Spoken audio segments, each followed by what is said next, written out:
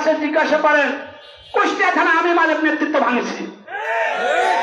রাজনীতি করি, আমি রাজনীতি দিয়ে আমি রাজনৈতিক ব্যক্তিত্ব প্রতিহত করব। সাধারণ মুক্তি আমি জনগণ, আপনারা উন্মুক্ত ব্যবসা করবেন।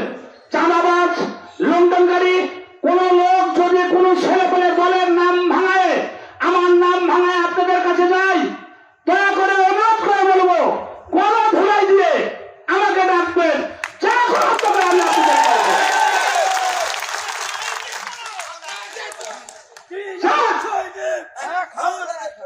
যা করার দরকার আমরা করব।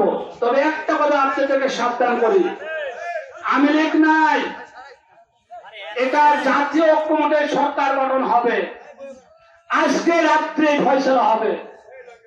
আমাদের প্রাণপ্রিয় নেতৃবৃন্দ, আমাদের সন্তান, আমাদের ভাই, আমাদের কলিজার টুকরা, এই আন্দোলন সংগ্রামে যারা শহীদ হয়েছে, যে ছাত্র জনতা, আমার জনসাধারণ, আমি তাদের মাগফিরাত কামনা করছি। আমি তাদের জন্য সবার কাছে দোয়া প্রার্থনা করছি। আপনারা মহান সৃষ্টিকর্তার কাছে নামাজ পড়ে দোয়া করবেন, তারা যেন সবাই শহীদের দরজা পায়।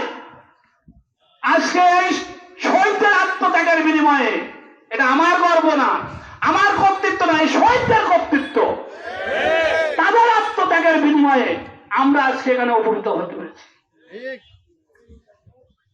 পাশে থেকে কথা বলবেন না, ডিস্টার্ব করেন না তো।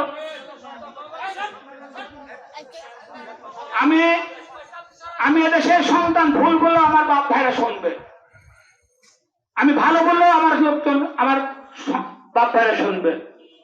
আপনারা শোনেন, সময় অল্পতা, কিছু কথা আর বলার ছিল।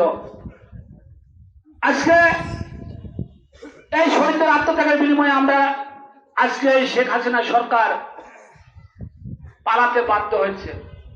কুষ্টিয়ায় লাস্টের দিন যেদিন ক্ষমতা হস্তান্তর হয়, সর্বপ্রথম যারা এখানে আন্দোলনকারী আছে জিজ্ঞাসা করেন, কুষ্টিয়া থানা আমি মালিক নেতৃত্ব ভাঙেছি।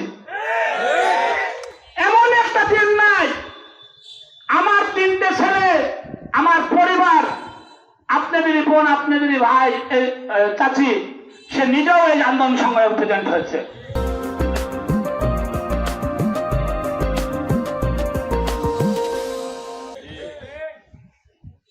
আপনারাও আপনাদের ছেলেপেলে খাজানা থেকে মায়েরও ঠেকাতে পারেন নাই, আপনারা শাসন করেও রাখতে পারেন নাই।